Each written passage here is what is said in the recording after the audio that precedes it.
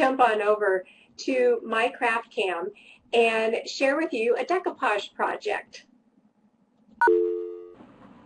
I shared a photo on Facebook earlier, which are these boxes that I wish that we could find these again. Actually, they were like a clearance, that are the coolest Mache boxes that are so much fun to decoupage on. And I want to think about the holidays, and this is so cute because what we do at the studio is we actually sell bath blends that we put into these boxes, and they were the coolest, and we're going to be sad when we run out of all of them. But what we do sell at the studio are these little plaques that are also made from that same material. And so what I like to do is put little encouraging words and sayings on these. And I bought these letterpress pieces from Paper Source a while back. And they come like this.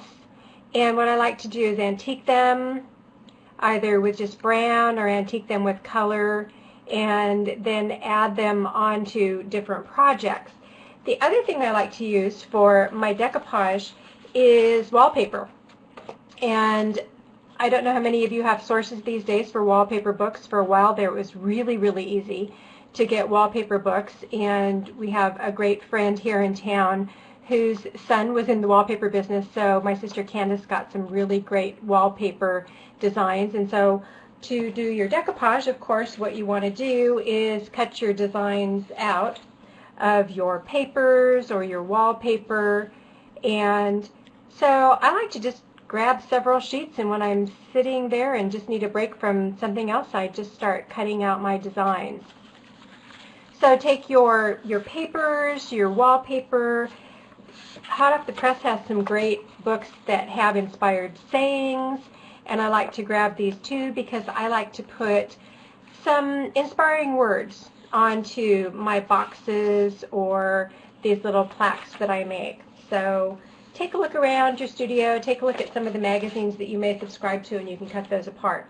So the first thing that you're going to want to do is to paint, which I've just managed to get all over my hands here.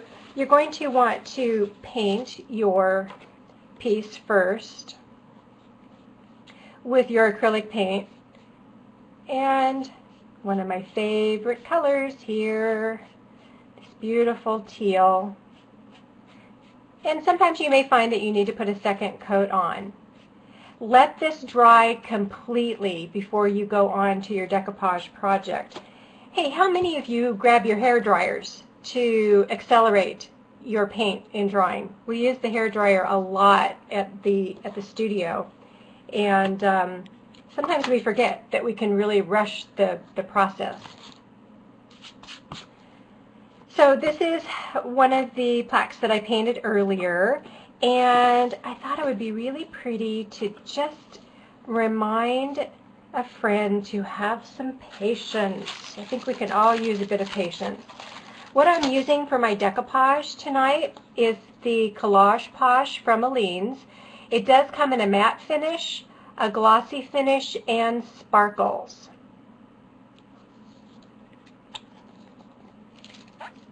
So I'm going to pour some of that out onto my wax paper and put that down onto my little plaque here.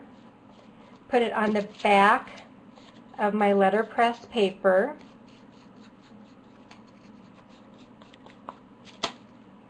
And place that down, and then coat it over the top. I love using the letterpress papers and the wallpaper because it's a little bit thicker, so it always goes down really nicely. So here's a piece of wallpaper that I cut earlier, and once again I'm just going to add my glossy decoupage medium to the back, and this just going to bring right over the top and have that blossom just going to cascade down. And this makes just a really nice little gift for someone for the holiday. So that's what I wanted to share with you tonight. It's just some really quick and easy ideas. If you want to do just a simple project, this was a letterpress heart that I glued on to Mache, and then I used the polka dot stencil and antiqued it, and so you can get all sorts of different looks and designs. Wallpaper, some of them have designs that go and go and go that you can wrap around. So have fun with some easy decoupage projects for the holidays.